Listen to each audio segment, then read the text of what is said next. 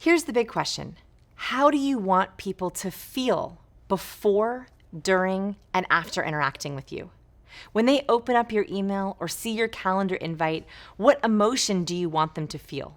The more we can use those words and those intentions, the more people will pick up on those words and intentions. Here's the problem. Most of us fall into accidentally negative. I don't know about you, but sometimes I hop on a phone call or a video call and I'm like, oh, the traffic was terrible. Oh, this weather is so hot.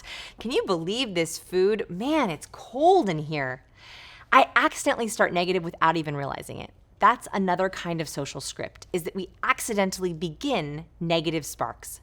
When you say words like terrible weather, hard getting here, it's been so stressful, I'm so busy, you actually trigger stress, busy, terrible, bad.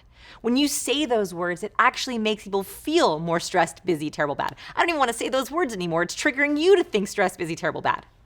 Instead, I want you to think about how in the first 10 words of your conversation, of your phone call, of your text, of your email, of your interaction, you can spark some kind of positivity. And this is easy.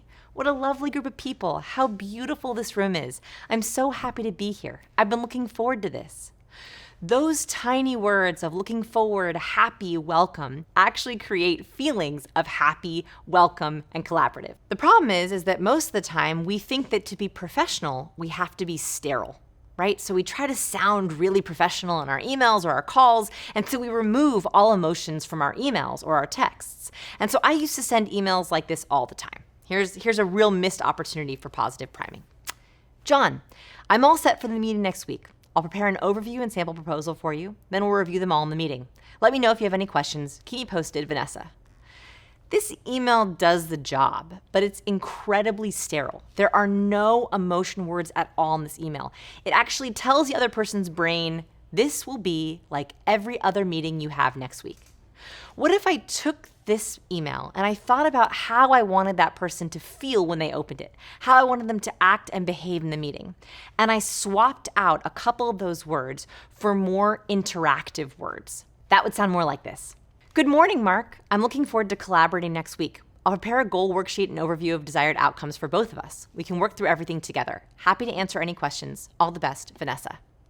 This has the exact same word count, but it has a totally different feeling.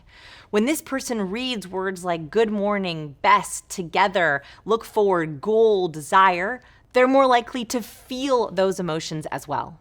Here's some easy word swaps to give you an idea. Instead of tell me, say share with me. Instead of what can I do for you, ask how can I help you.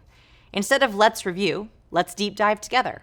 Instead of thanks for coming in, ask it's been wonderful to get to know you.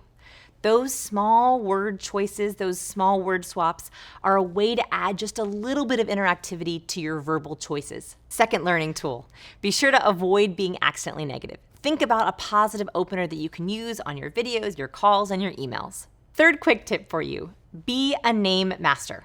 Want to know the easiest way to trigger dopamine? Just say someone's name. Oh, we love hearing our own name. It's music to our own ears. And there's some interesting science to prove this. Compared to others' names, upon hearing our own name, we have greater brain activation in the frontal, middle, and superior temporal cortex. Remembering someone's name has been shown to make people more likely to help you and more likely to buy from you. We saw this all the time on Shark Tank. In fact, when pitchers came on and specifically mentioned a shark by name, that shark was more likely to invest in them. So they would say, Mark, this would go great in your portfolio. Or Robert, we think you'll like this. Or Kevin, let's do a royalty deal. Or Lori, we're looking at you. We love hearing our own names, and so that was a really easy way for them to trigger just a little bit of dopamine in their pitch.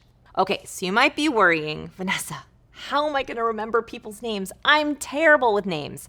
Here's my tricks. Okay, this is 2 steps that I use to always remember people's names. Step number 1, meet and repeat. The moment I hear someone's name, I say their name out loud. Some research has shown that hearing something and then saying it doubles up the learning. So if I hear that I just met Nicole, I'll say, oh, Nicole, it's so nice to meet you. Second, associate and anchor. So this is my super ninja trick for names. I used to forget names even when I would say it out loud. And then what I would do is I'd imagine that person knowing all the other people I knew with that name. I literally imagined them sitting around the campfire or sitting around a card table. So when I meet Nicole, I think of the other Nicoles that I know, and I imagine them all hugging and sitting together. They have found that associating someone's name with someone else with that name helps you literally group them together. Now, I rarely forget names.